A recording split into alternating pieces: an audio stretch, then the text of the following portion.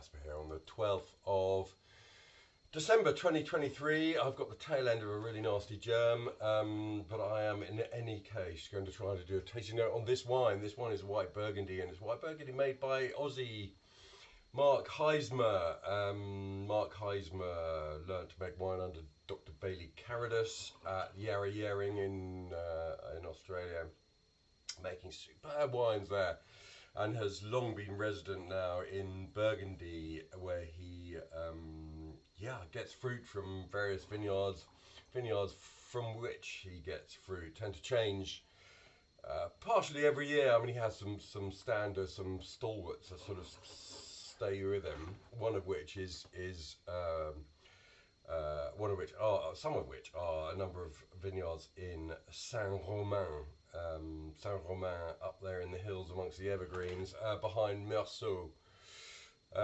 So an appellation not, I mean, you know, it's, all the communes of the Côte d'Or now becoming sought after and expensive, and well, increasingly expensive, and Saint-Romain long really overlooked, like Montelly, a number of those sort of, I suppose, satellite communes you'd call them, are now coming into their own. This is 2017 Saint-Romain, 13%, Mark Haisma. In the past, he's labelled it with his white Saint-Romain with the lieu dit, so often les jarrons. But this year, I think it was a blend. I'm trying to remember the story. It's a blend of a couple of vineyards, including Jarron. But he's just labelled it Saint-Romain, so there we go. And I remember, I haven't tasted this for a while, I've just had my last 6 bottles delivered.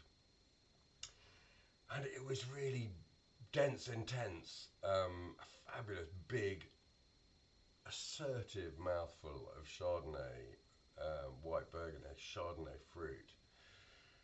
But I haven't tasted this for, I don't know, a year or perhaps a couple of years. So nice to come back to, and let's see how it's doing. It's a beautiful colour. I mean, it's no undue age to it at all, but it is looking the perfect colour. I mean, it's just glowing gold, pale lemon gold. It looks amazing. Let's smell it. I've set my olfactory senses might be a little compromised by the germ I have just had, which was, as I say, pretty piquant. But what I can smell is a thing of some maturity, but of delicacy. What can I smell? It's not racing out of the glass, but when you get in there, when your nose is in the glass, what you smell is completely delicious. Very clean, summery orchard fruit, overlaid with a sort of a nutty aroma like macadamia nuts, what the Australians would call beer nuts. And there's a citrus quality as well, sort of an orange blossom.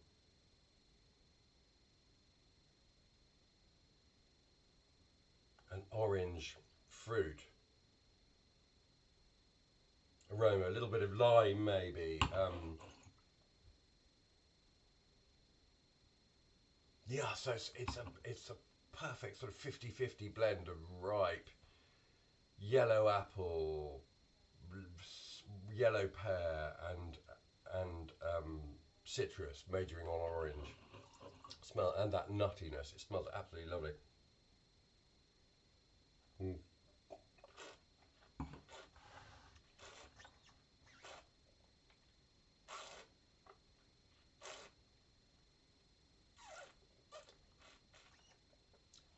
Well, what it's done is,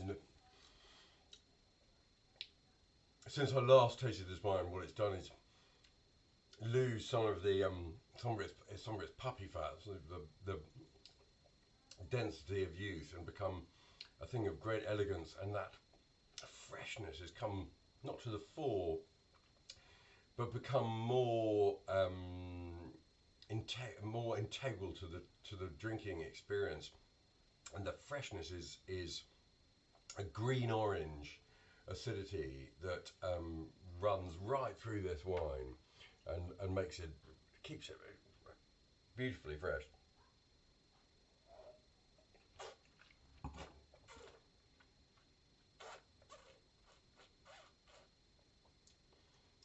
there's tension here, there's density, there's an almost sort of gluey, clay-like structure to it. And it just goes and goes and goes, grips sort of slightly gummily, not oily, not an oily way,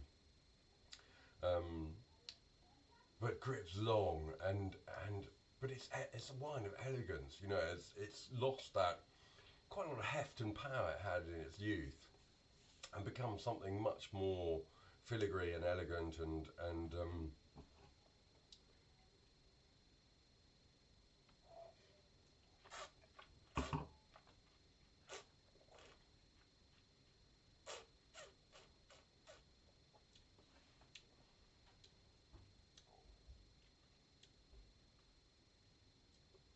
yeah, it's got really good sustain to that grip, which is not massively assertive grip. It's just a wine of elegance, even delicacy actually, which I wasn't expecting to say. After my experiences of whatever a year or something ago, when I was, you know, as I say, it was quite a big, authoritative wine. This is now wine of incisive freshness and super length, clean as a whip, lovely. Thanks, Mark. Good, really good wine. 2017 Saint Romain Blanc from Mark Haisma, just delicious. And I've got 5 more bottles. Aha! Looking forward to every one of them. Lovely.